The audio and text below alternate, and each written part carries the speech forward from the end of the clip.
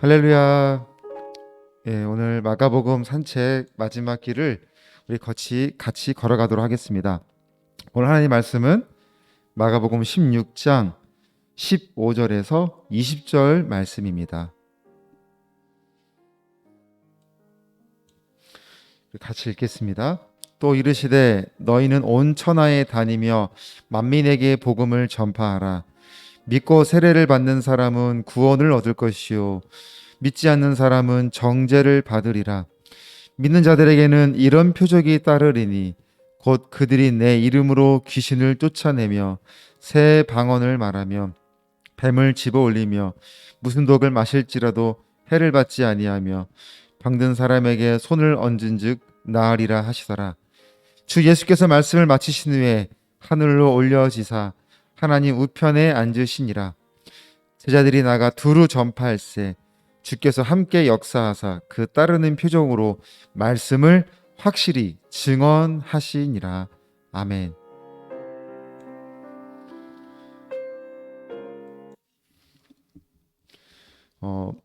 마가복음 결론을 내리면서 예수님은 제자들에게 그리고 오늘 우리에게 온 천하에 다니며 만민에게 복음을 전파하라고 명령하고 계십니다. 그래서 이것을 대위임령이라고 말을 하기도 하는데요. 우리에게 명령으로 하시지만 또 한편으로 우리에게 주님의 일을 맡기시는 의미도 여기에 있는 것입니다. 그런데 오늘 본문 17절을 보면 이렇게 설명을 합니다. 믿는 자들에게는 이런 표적이 따르리니 곧 그들이 내 이름으로 귀신을 쫓아내며 새 방언을 말하며 18절 뱀을 집어올리며 무슨 독을 마실지라도 해를 받지 아니하며 병든 사람에게 손을 얹은즉 나으리라 하시더라. 복음을 전하는 것에 표적이 따른다라고 말씀하고 있죠. 이 표적의 내용을 다시 정리하면 권능의 능력, 방언의 능력, 치유의 능력을 얻는다고 하고 계시죠. 그러다 보니 이런 표적이 믿음의 척도가 되는 기준으로 되는 것으로 여겨지는 경우도 있고 또 어떤 이들은 이것만 쫓아가는 이러한 능력에만 집착하는 모습을 보이기도 한다는 것이죠. 저는 오늘 마지막으로 이 부분을 나누고 싶은데요. 마침 연말이기도 하고 그래서 우리는 지금 올 한 해를 돌아보는 시간이 되기도 합니다. 2021년을 돌아본다는 의미는 내가 살아온 흔적을 찾아본다는 의미입니다. 그리고 신앙인들에게는 내가 어떻게 살아왔는지를 돌아본과 함께 내 믿음의 흔적도 찾아보게 되는 것이죠. 저는 이것을 스토리라고 부르고 싶어요. 믿음의 스토리. 올해 여러분의 믿음의 스토리는 어떻게 쓰여져 있습니까? 스토리는 이야기입니다. 이야기. 여러분은 오늘 한 해를 돌아보며 어떤 믿음의 이야기를 하시겠습니까? 혹시 여러분은 표적을 쫓는 그런 한 해는 아니었는지요? 뭔가 이룬 것이 많고 결과물이 많아서 성공적인 한 해였다고 그렇게 만족하고 있지는 않으신가요? 주님은 표적에 대한 종류보다 먼저 하신 말씀이 있어요. 다시 한번 17절을 우리 볼까요? 17절에 보면 17절 믿는 자들에게는 이런 표적이 따르리니라고 했지만 그 다음에 곧 그들이 내 이름으로 그러니까 주님의 이름으로가 먼저 전파되는 거예요. 그러니까 모든 것의 중심은 예수 그리스도의 이름이 전해지는 것입니다. 베드로가 이렇게 고백하죠. 은과 금은 내게 없으나 나에게 있는 것을 주노니 나사렛 예수 그리스도의 이름으로. 베드로는 예수 그리스도의 이름을 전해준 것입니다. 그래서 복음을 듣는 자도 복이 있지만 복음을 전하는 자는 더 큰 복이 있는 것입니다. 복음을 듣는 것도 어렵지만 복음을 전하는 것은 더 어려운 일이에요. 당연한 일상이 제약을 받는 지금 이 시대를 살아감에 있어서 우리가 얼마나 많은 고통을 경험하고 있습니까? 그런데 우리는 당연한 복음 전파에 제약을 받는 시대잖아요. 사람을 만날 수가 없잖아요. 그런데 우리는 이 사실에 대하여 얼마나 가슴을 치며 안타까워하고 있는지요. 마가복음 산책을 지금 나눌지는 모르겠지만 우리 이경환 장로님, 제가 왜 우리 이경환 장로님을 존경하는 이유는 우리 장로님은 언제 어디서든지 누구에게나 복음을 전하시는 모습을 늘 보이시기 때문에 그렇습니다. 우리가 병동에서 봉사하고 점심 먹으러 갈 때 엘리베이터를 타고 내려가잖아요. 그 엘리베이터에 누가 타든지 간에 잠깐의 그 짧은 시간에도 복음을 전하시고 있어요. 전국을 다니시는데 하이패스를 장착하지 않은 이유는 톨게이트에서 돈을 주고받는 그 찰나의 시간을 복음을 전하기 위해서다라고 10년 전에 말씀하신 것이 지금도 생각하면 은혜가 돼요. 코로나의 핑계가 이유가 되니 마음은 편할지언정 마스크 끼고 장갑 끼고는 왜 못하느냐? 그래도 복음은 전해야지. 이렇게 말하는 사람들을 보며 상대방이 불편하지 않을까? 그들의 마음을 오히려 걱정해버리고 매일 마주치는 간호사들에게 복음을 전하는 장로님을 보고 고개를 숙이고 있는 저는 아는 사람이나 부끄러웠던 것인지 아는 사람에게도 복음을 전하지 못하는 것이 부끄러웠던 것인지 올해를 돌아보며 너무나 부끄럽습니다. 15절을 다시 보면 또 이르시되 너희는 온 천하에 다니며 만민에게 복음을 전파하라. 이 다니며라는 말이 중요해요. 우리는 정해진 곳에서 예배를 드립니다. 정해진 장소, 정해진 시간에 말씀을 듣고 있습니다. 목사님들은 정해진 시간, 정해진 장소에서 말씀을 전파하는 것이죠. 그런데 다니며라는 이 의미는 정해진 곳을 왔다 갔다 하는 그 가운데 이동의 의미가 아니에요. 주님의 이름이 전해지지 않는 곳을 찾아가라는 의미가 있는 것입니다. 올해 우리의 이 믿음의 스토리를 결산할 때 이것이 평가 항목에 꼭 들어가야 돼요. 내가 찾아간 곳은 어디인가? 내가 복음을 들고 정해진 곳이 아닌 주님의 이름이 정해지지 않은 곳에 찾아간 곳은 어디인가? 보내는 선교사, 가는 선교사라는 말이 있습니다. 저는 이 말을 김석균 목사님이 강의하실 때 처음 들었는데 목사님이 강의하시고 나면 꼭 마지막에 우리 교육생들에게 이 말씀을 하고 마치시는데요.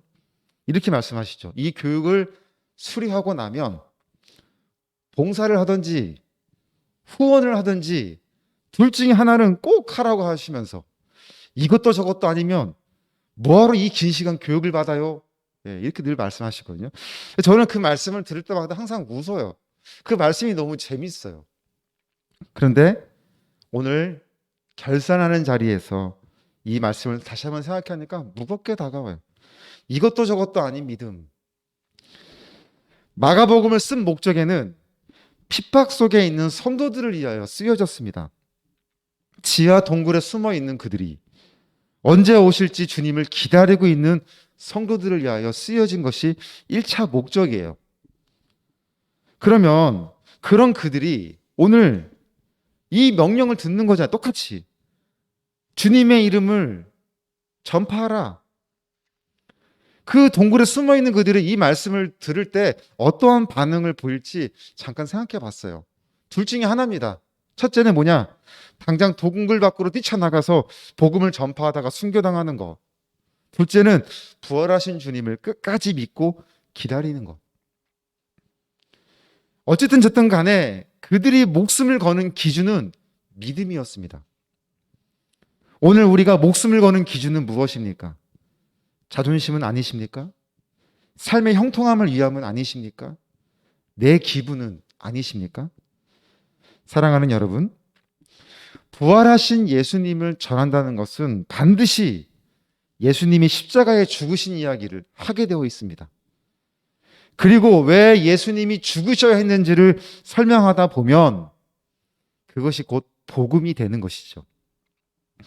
예수님이 죽음 가운데 폐쇄되어 있지 않고 하나님이 그를 살리심으로 영원한 생명, 영원한 영광의 순간으로 예수님을 죽음 가운데서 일으키셨습니다. 생명, 영원한 생명이 있고 죽음에서 일으키셨다는 그 의미는 뭐냐면 복음은 정체되어 있거나 소멸되는 것이 아니라 복음은 살아있으므로 주님이 오시는 그날까지 전파되어야 한다는 것을 이야기하고 있습니다. 그래서 우리 안양호스피스 선교회가 멈출 수 없는 이유는 여기에 있습니다. 항상 기도해 주시는 동역자분들의 사랑이 있기 때문이죠. 그리고 여전히 복음을 듣고 또 구원받아야 할 영혼들이 꺼져가는 생명 가운데 있는 호스피스 병동에 있기 때문에 그렇습니다. 내년에는 더욱 주님의 이름을 전파하는 귀한 사역에 우리 안양호스피스가 쓰임받을 수 있도록 우리 사랑하는 동역자분들이 더욱 사랑으로 함께 해주시길 부탁드리고, 저희도 더욱 열심히 사역에 임하겠습니다. 오늘 모든 우리 모두에게 하나님의 위로가, 은혜가 함께 하시길 원합니다. 아멘. 마지막으로 우리 사랑하는 동역자분들 그리고 우리 안양호스피스를 위해서 기도하면서 마치려고 하는데, 그 전에 좀 특송 한 장 특송하고 우리 잠깐 기도하도록 하겠습니다. 제가 은혜 받은 오늘 말씀을 생각하면서 우리 같이 한번 나누겠습니다.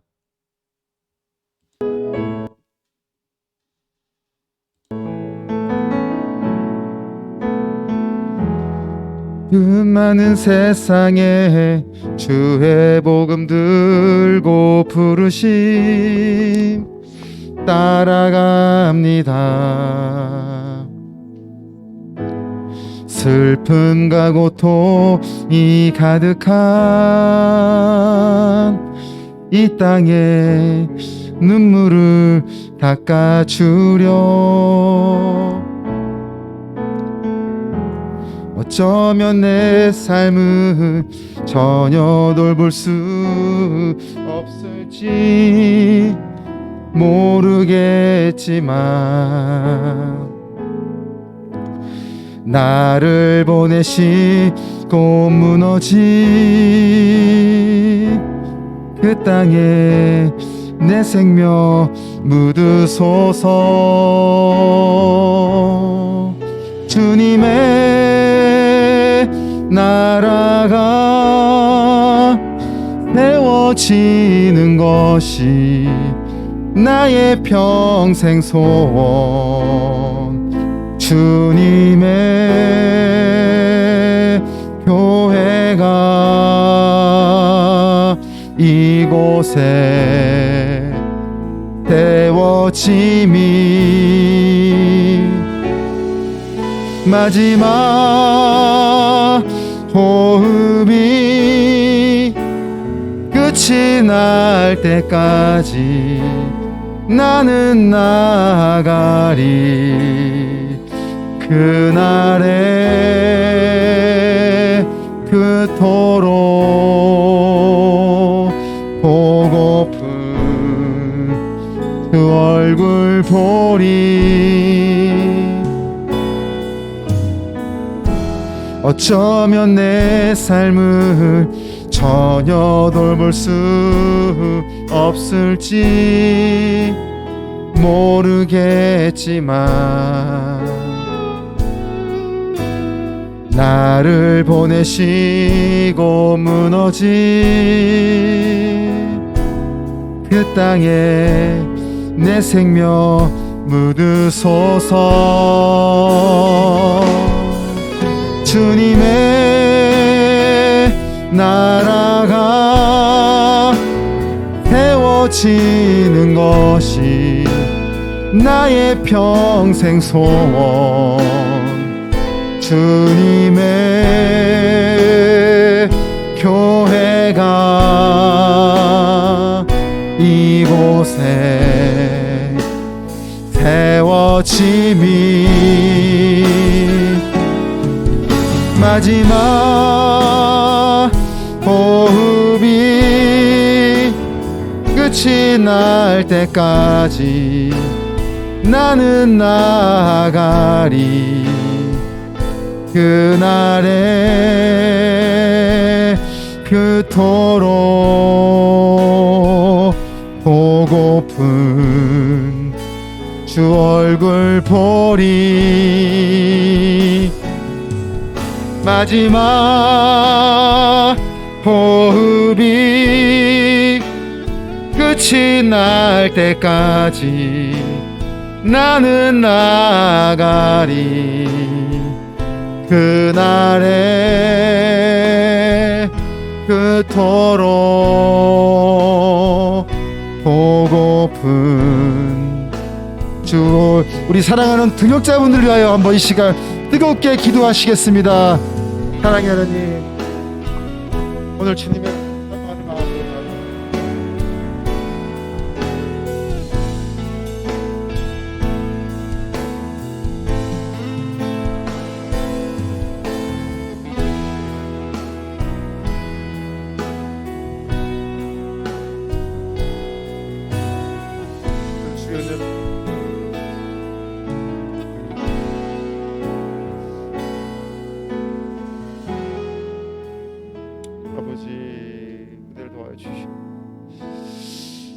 하나님 앞에 사랑으로 우리 사랑하는 동역자들 위해 기도하는 마음 가운데 있사오니 주여, 어디에 있든지 우리 사랑하는 동역자들을 선생님 긍휼히 주시고 오늘 정말 하나님 앞에 날아가는 그런 시간이 되게 하여 주시옵소서. 아버지,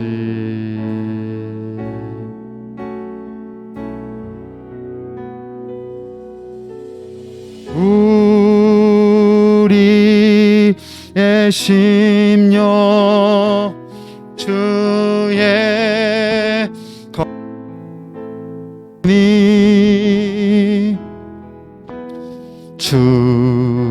주님의 형상 만드소서. 주인도 따라 주인도 따라 살아갈 동안 사랑과 충성을 바치오니 우리의 심령 주의 것이니 우리의 심령 주의 것이니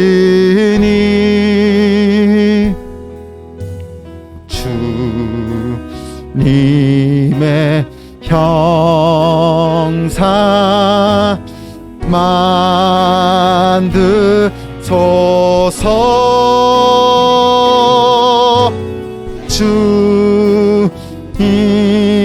주인도 따라 갈 동안 사랑과 충성을. 우리 마지막으로 우리 선교회를 위해서 한번 뜨겁게 기도하시며 나아가겠습니다. 하나님, 우리 선교회를 주의 국리를 거는 나면 하나님 시간 여기까지 준비해 나가고 주님이 오늘 우리와 함께 하셨기에 주님의 이름을 온전하는 자들이 무엇을 전할지 무엇을 전할지 이들 그것을 내가 감사합니다. 우리 선교회를 주십시오. 없는 하여 아버지 하나님 이제 주어진 모든 것을 다시 한번 감사하며 나아가는 주의 선교회 나타낼 겁니다.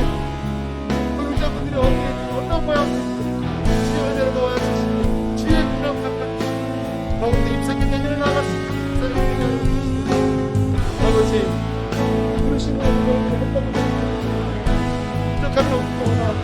주로 우리와 함께하여 아버지 아버지 주여 기다려주세요. 그것이 승리의 목표를 찾아야하니 우리 선배가 시작했습니다. 아버지의 사랑 주여 뭐라고 하셨다. 이거 우리 자기가 여러분 앞에서 마음같이 아버지 주여 우리 선배가 기도합니다.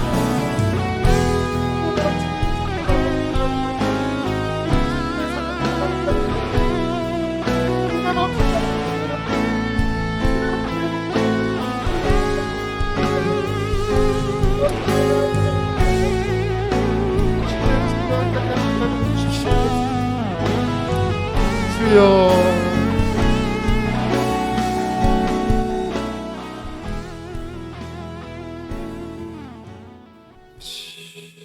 감사합니다. 사랑의 하나님, 지나온 발걸음을 돌아볼 때 하나님이 함께 하셨음을 고백합니다. 부르신 곳에서 합당한 삶을 살기를 원합니다. 믿음의 스토리가 있는 가운데 있을 때 가장 우선은 우리가 정말 주님의 복음을 전하는 자리에 있었는지를 다시 한번 기억하게 해주시고, 이 귀한 사역에 함께 하신 이유, 또 주님 우리에게 허락하신 사역이 오니 저희들이 더욱더 애쓰고 힘써 이 자리에 있게 하여 주시고, 우리 사랑하는 동역자들 어떠한 상황, 형편에 있든지 간에 늘 형통함으로 더하여 주셔서 그 삶에 정말 예수 향기가 듬뿍듬뿍 퍼져나가는 우리 동역자들의 삶이 되게 해주시고, 늘 이 자리를 기억하며 더욱더 기도하며 할 수 있는 대로 동역하는 가운데 힘차게 2022년을 시작할 수 있게 하여 주시옵소서. 모든 것 하나님의 은혜입니다. 하나님 홀로 영광 받아 주시옵소서. 예수님의 이름으로 기도드립니다. 아멘. 우리 하나님께 감사 영광의 박수로 예배를 마치겠습니다. 할렐루야. 감사합니다.